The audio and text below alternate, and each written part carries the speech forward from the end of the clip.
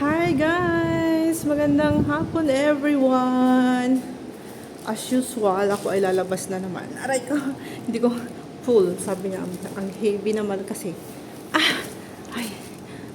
Nagutom ako. Ang tigas ng aming ang bigat ng aming door. Grabe. Marmol lahat. Marmol lahat yung door na lang, no? Napakabigat. One Mayfair. Ito na naman yung podium ng One Mayfair, guys. So, syempre, pupunta na naman ako sa 29A bus. And we're going to go to 29A bus. Thank you. Ito yung aming brown carpet. Dati is red yan eh. Brown na ngayon, guys. Napalitan. It's Sunday afternoon, guys, and late na ako lumabas kasi nga nagluto pa yung kapatid ko ng namin, ng baon namin.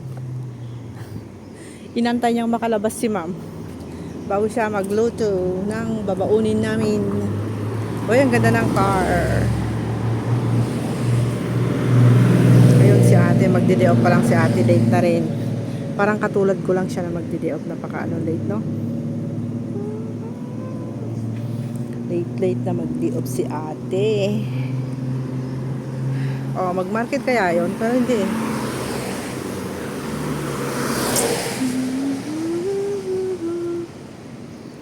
So, yung weather ngayon, hindi siya masyadong sunny, it's a little bit cloudy. Sinisilip lang yung araw. Pero dinala ko yung aking payong. Nagdala ako ng tubig.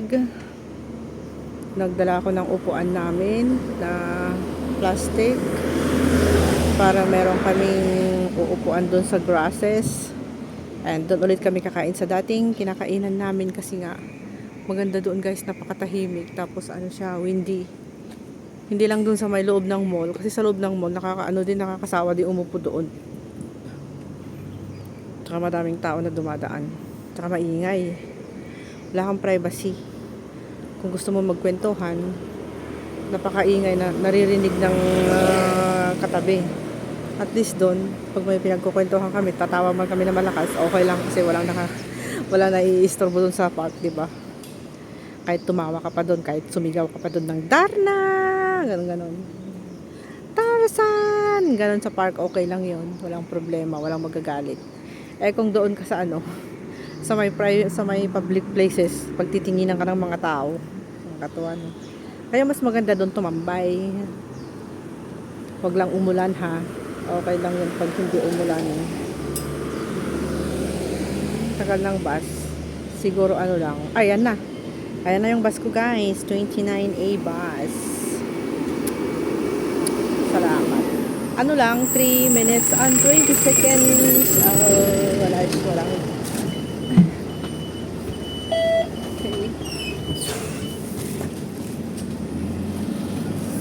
Medyo marami akong dala. Alam niyo ba kung ano yung mga dala-dala ko, yung bibigay ko sa kapatid ko. Yung ibibigay ko sa kapatid ko na water bottle na kinuha ko sa office, sir. Humingi ako ng mga thermos. 2 dalawang water bottle. Ganda yung mga kinuha ko kasi for stainless sa loob, hindi sa plastic. Kasi ngayon is delikado ang mga plastics na gamitin. Bawal na yung mga plastic na gamitin, guys, lalo pag yung mga maiinit, ganyan. Paglagyan ng pagkain. May mga yun. May mga nakaka-cancer yung nakaka-cancer. Kaya iwasan yung gumamit ng mga plastics.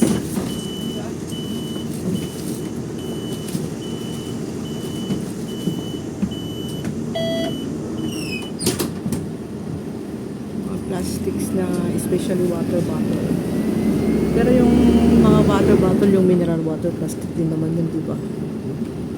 Hindi safe, guys. Pero syempre, ganoon talaga. Wala tayong magagawa. Pero as long as kaya natin iwasan, gamit tayo ng porcelain o kaya yung mga stainless. Aluminum, pwede pa siguro yun. Huwag lang yung mga plastic. Medyo mas safe ng konti.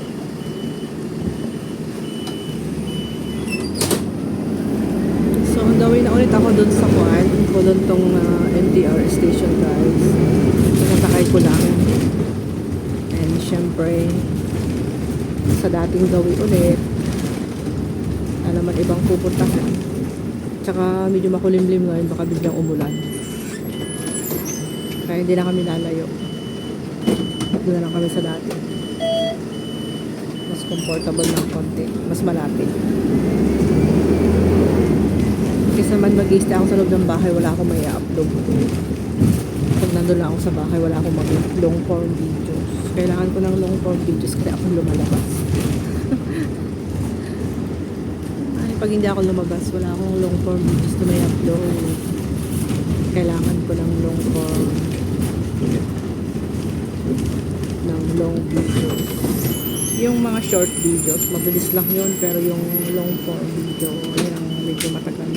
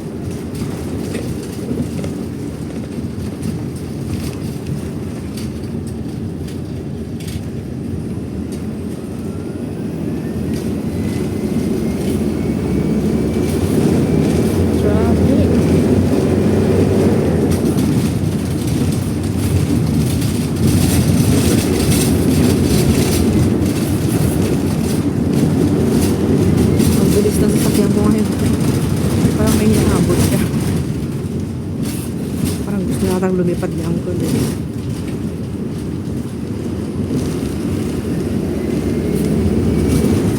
Parang gutom na siguro yung driver namin kaya ang bilis.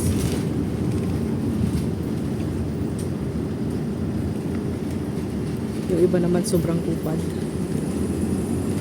Imbis na hindi siya maabutan ng traffic light. Naabutan siya ng traffic light. Yung iba kasi napakabagal.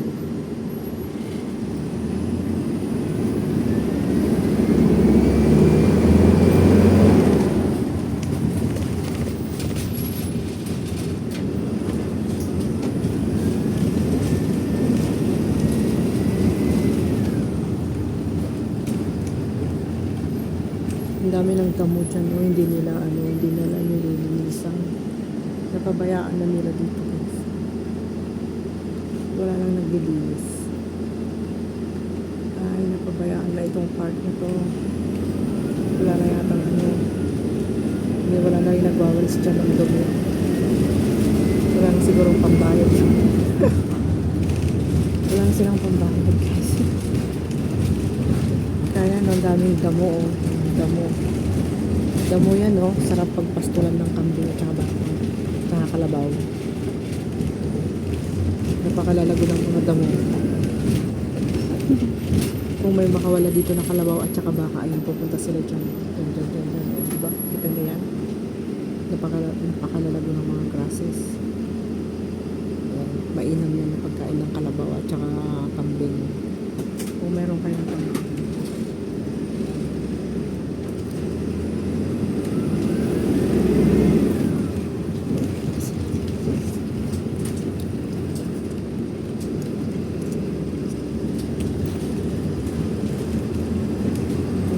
Malapit na naman ako sa MTR. Maraming salamat po sa inyong lahat.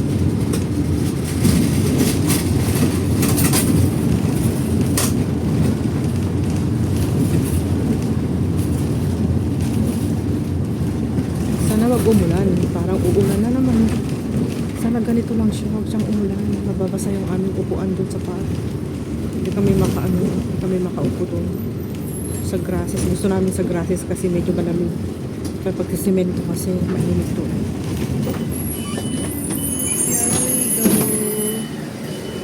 Bababa na kami. Bababa na kami. Ayan, cloudy siya. Cloudy. Ganda ng view dito, di ba guys? It's cloudy afternoon. Parang malapit na namang umulan. Sana wag bumuhos yung ulan, no? Ayokong bumuhos yung ulan kasi nga mababasa nga yung tatambayan namin doon. At gutom na daw yung kasama ko. Ayan. So kami ay papasok na. Tapusin ko na lang yung video ko doon kasi mainit. Mainit.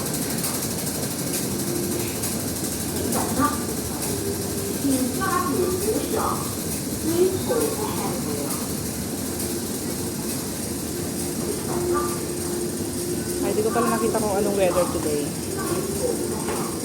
Weather today is what?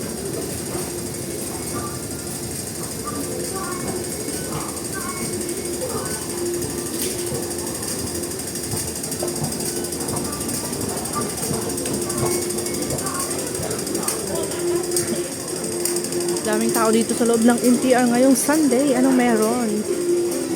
Daming mga bata. Oh. Dami nilang bata. Dami nilang anakis.